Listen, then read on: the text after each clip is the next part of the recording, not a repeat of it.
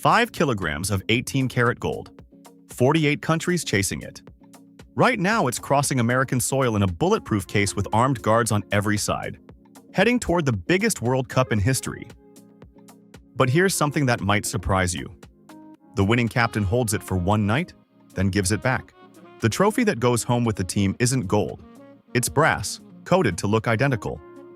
The real one returns to a vault in Zurich, where only World Cup winners and heads of state are allowed to touch it with bare hands. Everyone else wears gloves. Gold is soft. A fingerprint leaves a mark that has to be polished out, and the base is running out of names. 17 spaces, 13 filled. After 2038, this trophy retires.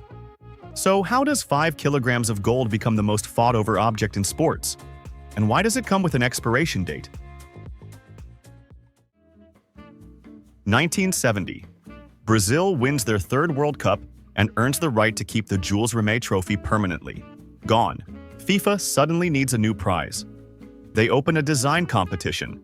53 entries from 7 countries. One of them comes from Silvio Gazzaniga, a Milanese sculptor who trained steps from the Sforza Castle. He doesn't send sketches.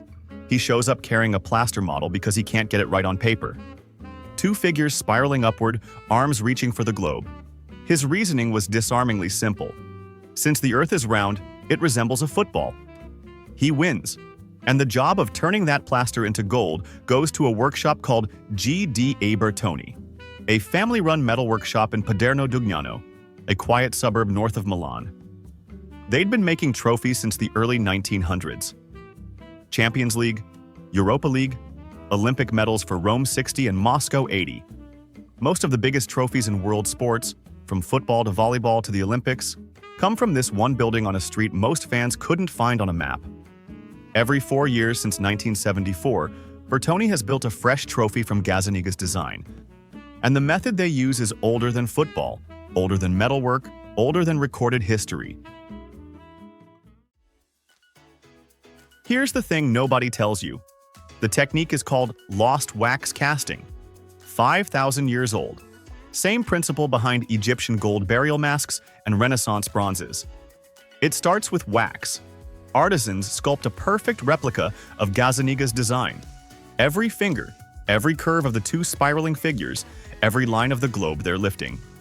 Then they coat the wax in layers of heat-resistant ceramic, building a hard shell around it coat by coat.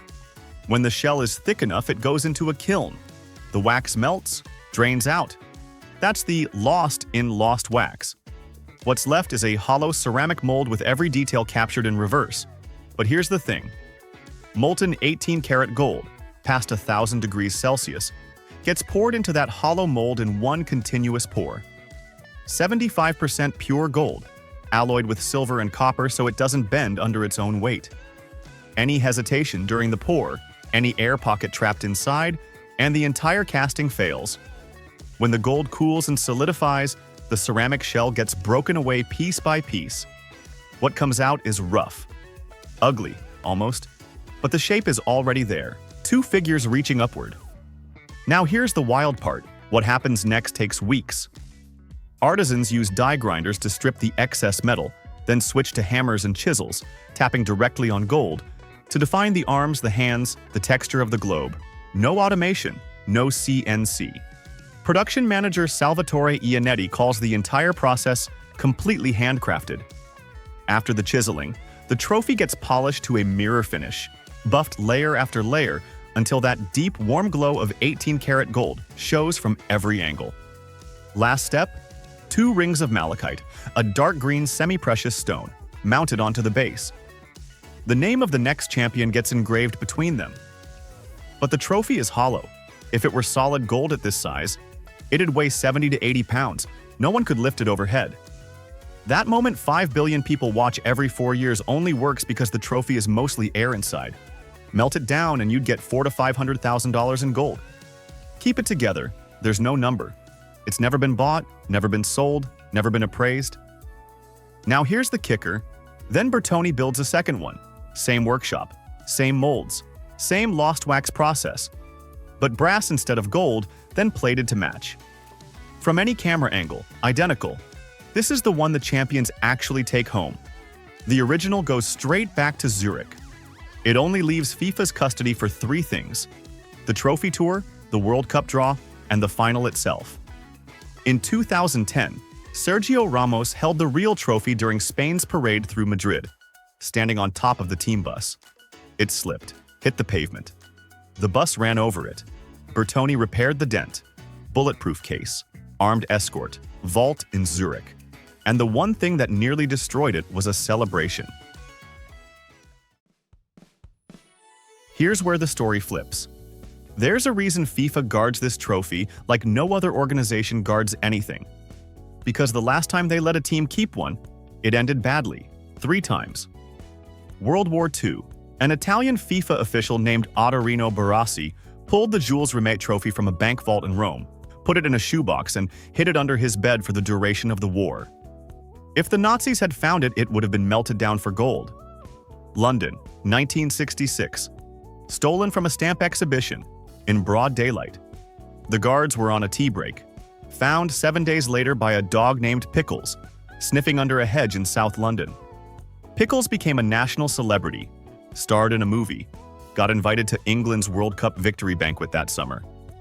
Rio de Janeiro, 1983. 3 men broke through the back of a bulletproof case. The Jules Rimet Trophy disappeared. Never recovered, most likely melted into gold bars. 43 years later, still unsolved. A shoebox, a dog, a furnace. FIFA's conclusion was permanent. Nobody keeps the trophy, ever again. 13 replicas now exist. Germany has 1, Argentina 2, Brazil 2, France 2, Italy 1, Spain 1. Not one is for sale. Can't be commissioned, can't be bid on. The only way to get a World Cup trophy is to win a World Cup. And unlike every other major trophy in sports, the Lombardi stays with you forever, the Stanley Cup for a year, the Larry O'Brien yours to keep, the World Cup goes back behind glass after a single night. This summer, 48 teams, 16 stadiums, 3 countries. For the first time in history, FIFA put a photograph of the real trophy into the official tournament logo. Every previous World Cup used an illustration. Even the branding needed the original.